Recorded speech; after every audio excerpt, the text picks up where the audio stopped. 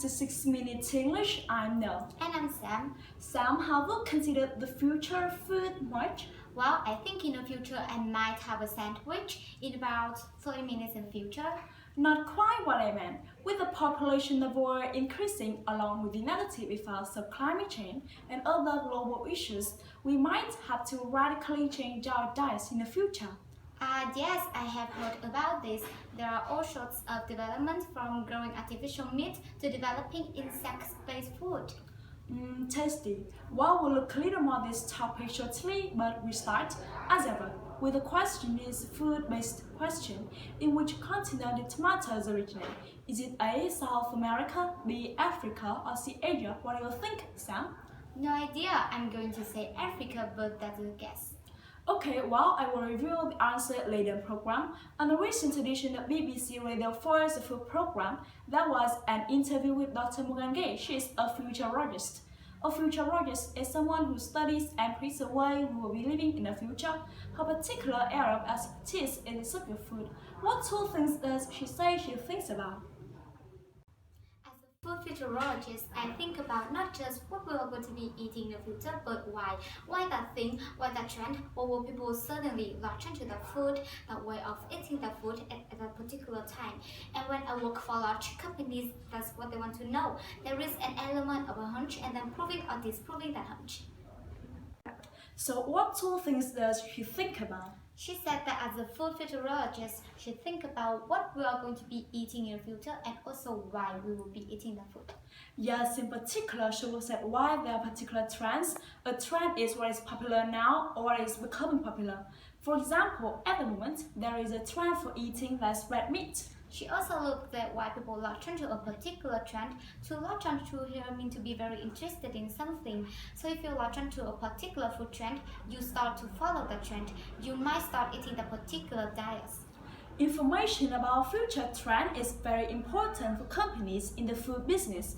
How does she actually predict these trends? She says she starts with a hunch. A hunch is a feeling you get when something is true. You don't have a real evidence, but your experience and knowledge makes you think you might be right. Let's listen again. Food futurologist, I think about not just what we are going to be eating in the future, but why. Why that thing, why that trend, or will people suddenly latch into the food, that way of eating the food at a particular time. And when I work for large companies, that's what they want to know. There is an element of a hunch and then proving or disproving that hunch. Dr. Gay goes on to talk about how on the subject of food there are restrictions. Why is that?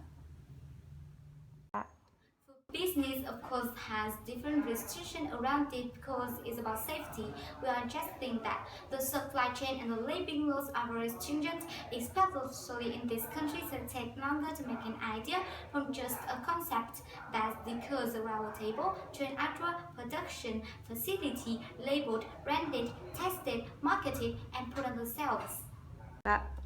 So why restrictions? Well, it's about safety. We are ingesting food, which is a way of saying we are putting it in our bodies. It has to be safe. It can be a long process of developing a new food, getting it into the shops because of the need to be safe, getting meets the laws of different countries. In the UK, she mentions that the food safety laws are very stringent. This means that the laws are very stringent. Let's listen to Business, of course, has different restrictions around it because it's about safety. We are just think that the supply chain and the labeling laws are very stringent, especially in this country, so it takes longer to make an idea from just a concept that occurs around a table to an actual production facility labeled, branded, tested, marketed, and put on the shelves. Right, well, before we review our vocabulary, let's get the answer to the question. In which continent did tomatoes originate? Is it A, South America, B, Africa, or C, Asia? Sam, what do you say? I made a guess at Africa. Well, I'm afraid that's not right. Congratulations though to everyone who said South America. Let's recap today's words and expressions. Okay, well, we started with the word futurologist. This now can describe someone who studies and predicts the way we will be living in the future. Then we had trend. This word can describe what is popular now and the way in which what is popular is changing. For example, now we are seeing a trend for eating less red meat in some parts of the world. If you like change something, you become interested in it, associate yourself with it. We heard that people very quickly change to particular food trends. Then there was hunch.